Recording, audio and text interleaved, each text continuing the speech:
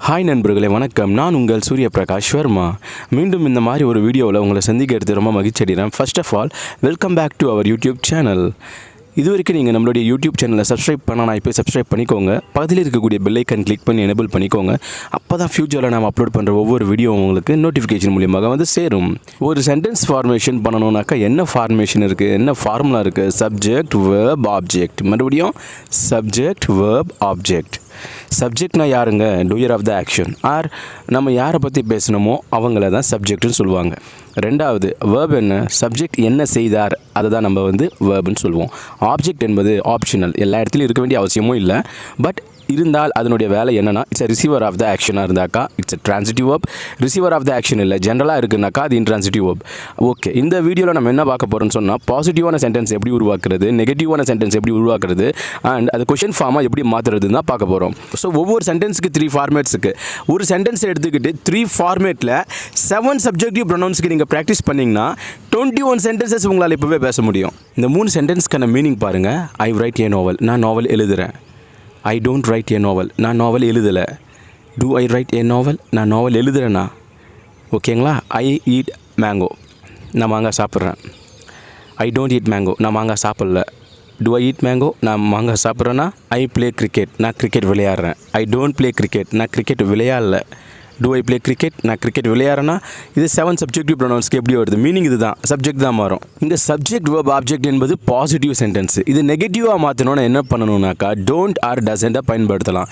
எப்போ டோன்ட்னா I, we, you, they, are plural noun வரும்போது don't, he, she, it are singular noun வரும்போது doesn't. அதுவே கொஷின் பண்ணணும்னா என்ன பண்ணணும்? சப்ஜெக்ட், வேர்ப், ஆப்ஜெக்ட் இருக்கு இல்லைங்களா, அதுக்கு முன்னே டூ பயன்படுத்தினா அது கொஷின், டஸ் பயன்படுத்தினா அது கொஷின். அதே மாதிரி அப்போ டூ அண்ட் எப்போ டஸ்னாக்கா ஹீ, ஷீட் இருக்கும்போது டஸுங்க, அது நேம் ஆஃப் எ பர்சன் சிங்குலராக வரும்போது டஸுங்க.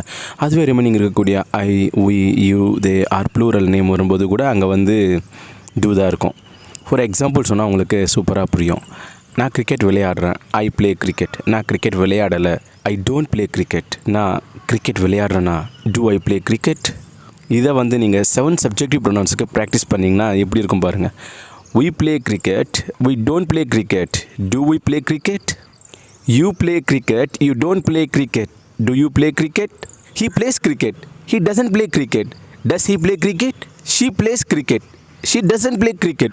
Does she play cricket? It plays cricket, it doesn't play cricket. Does it play cricket? இப்போ இன்னொரு எக்ஸாம்பிள் என்னோட சேர்த்து நீங்கள் ப்ராக்டிஸ் பண்ணுங்கள்.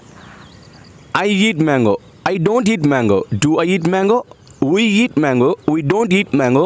Do we eat mango? You eat mango, you don't eat mango. Do you eat mango? They eat mango, they don't eat mango. Do they eat mango? He eats mango, he doesn't eat mango. Does he eat mango? She eats mango, she doesn't eat mango. Does she eat mango? It eats mango, it doesn't eat mango. Does it eat mango? I write a novel, I don't write a novel. Do I write a novel? We write a novel, we don't write a novel. Do we write a novel? You write a novel, you don't write a novel. Do you write a novel? He writes a novel, he doesn't write a novel. Does he write a novel? She writes a novel, she doesn't write a novel. Does she write a novel? It writes a novel, it doesn't write a novel. Does it write a novel? நம்ம இந்த சென்டென்ஸில் நம்ம பேசிக்காக வந்து subject, verb, object எடுத்துக்கிட்டோம். இந்த subject, verb, object எடுத்துக்கிட்டதுனால I, we, you, they are plural வரும்போது as it is வேர்பை யூஸ் பண்ணோம். அதுவே ஹீ, ஷி, இட் வரும்போது பாசிட்டிவ் ஸ்டேட்மெண்ட்டில் மட்டும் வேர்புக்கு எஸ் ஆர் எஸ் ஆட் பண்ணோம். அது ஒன்லி ஃபார் பாசிட்டிவ் ஸ்டேட்மெண்ட்டில். நெகட்டிவ் ஸ்டேட்மெண்ட்டில் நம்ம வந்து ஆல்ரெடி டஸ் யூஸ் பண்ணதுனால இங்கே வேர்புக்கு எஸ் ஆட் பண்ணக்கூடாது. அண்ட் கொஷின் ஸ்டேட்மெண்ட்டில் டஸ் இருக்கும்போது வேர்புக்கு எஸ் ஆர் எஸ் ஆட் பண்ண மாட்டாங்க. நீங்கள் அப்சர்வேஷன் பண்ணுங்கள், இந்த சென்டென்ஸ் ஃபார்மேஷன் வரும்போது கிளியராக புரியும். இந்த வீடியோக்கு பின்னால் எவ்வளோ எஃபர்ட்ஸ் போட்டுன்னு எனக்கு தெரியுங்க. உங்களுக்கு அது ஃபீல் ஆச்சுன்னா லைக் பண்ணுங்கள், உங்களுடைய கருத்துக்கள் கமெண்ட் பண்ணுங்கள், உங்கள் ஃப்ரெண்ட்ஸுங்கிட்ட இந்த வீடியோவை ஷேர் பண்ணுங்கள். தேங்க்யூ. Have a